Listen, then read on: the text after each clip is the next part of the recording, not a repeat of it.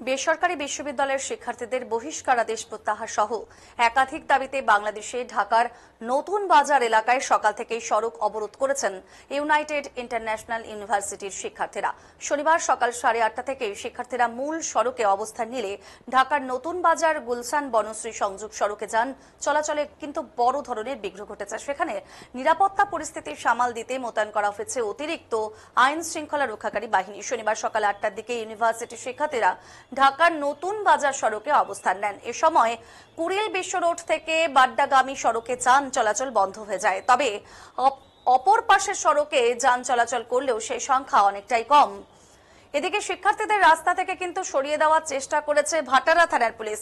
সেই সময় বেশ কয়েকজন শিক্ষার্থী আহত হয়েছেন বলেও দাবি করেছেন আন্দোলনকারীরা। তবে পুলিশ অ্যাকশনে এলেও শিক্ষার্থীদের সড়ক থেকে সরিয়ে দিতে ব্যর্থ হয়েছে। কিছু সময়ের জন্য আন্দোলনকারীরা ছত্রভঙ্গ হলেও আবারও তারা রাস্তা অবরোধ করেছেন। পুলিশের অ্যাকশনের পর ফের অবরোধ করে শিক্ষার্থীরা ঘোষণা দিয়েছেন দাবি না মানা পর্যন্ত নতুন বাজারের রাস্তা ছাড়বেন না তারা। শুধু তাই নয়, শনিবারের মধ্যে দাবি মানা না হলে রবিবার পুরো ঢাকা ব্লকড করার হুঁশিয়ারি দিয়েছেন তারা। একই সঙ্গে শিক্ষার্থীদের ওপর হামলায় জড়িত পুলিশ কর্মকর্তাদেরও শাস্তির দাবি করছেন আন্দোলনকারীরা।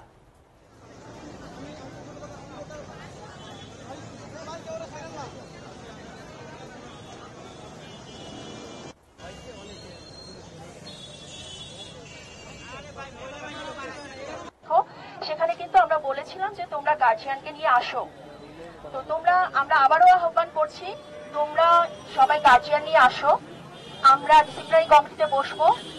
তোমাদের যে ডিসিশনটা দেওয়া হয়েছে সেটা পুনর্বিবেচনা করা হবে। নিঃশর্তভাবে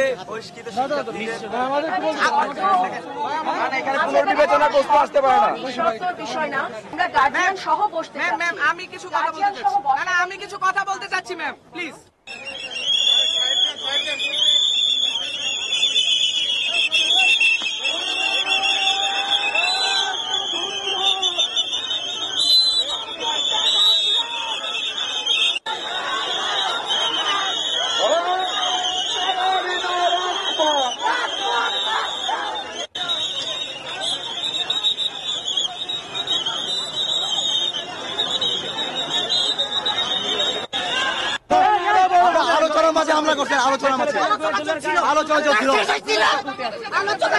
করা হয়েছে তাদের সেই ক্ষতিপূরণ প্রদান করতে হবে। দ্বিতীয় দফা, বহিষ্কারের সাথে জড়িত সকল ছাত্র, শিক্ষক, কর্মকর্তা, কর্মচারী যারা এই অন্যায় ঘৃণ্য কাজের সাথে যুক্ত ছিল তাদের সকলকে সঠিক তদন্তের মাধ্যমে শাস্তির আওতায় আনতে হবে।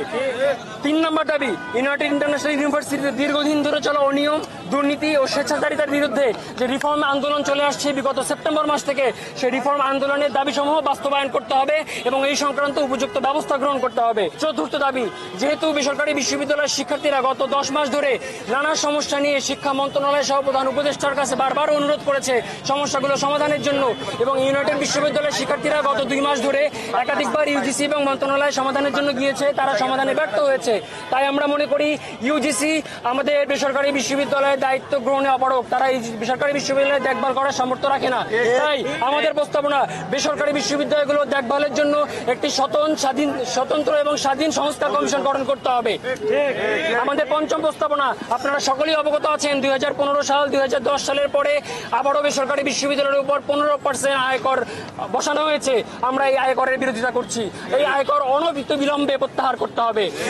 আমাদের এই 5 দফা দাবির শেষে আমরা এই কথা স্পষ্ট করে বলতে চাই, আজকে যে ন্যাক্কারজনক হামলা করা হয়েছে এবং আইজিপি মহোদয়ের নির্দেশ না থাকা সত্ত্বেও তিনি বলেছিলেন শিক্ষার্থীদের গায়ে যেন টাচ করা না হয়, তারপরেও হামলা করা হয়েছে। যেহেতু হামলা করা হয়েছে, আমরা ধারণা করছি না, আমরা স্পষ্ট নিশ্চিত এই ব্যাপারে যে এরা ছাত্রলীগের পুলিশ। এই যে হামলা যারা করেছে তাদের অবশ্যই ব্যবস্থা গ্রহণ করতে হবে এবং এই আমাদের কাছে সরকারের উচ্চপদস্থ কর্মকর্তা অর্থাৎ প্রধান উপদেষ্টার দপ্তর এবং শিক্ষা মন্ত্রণালয় থেকে যতক্ষণ পর্যন্ত মানুষ এসে কথা বলে আমাদের সমস্যার সমাধান না করবে এই আন্দোলন চলমান থাকবে।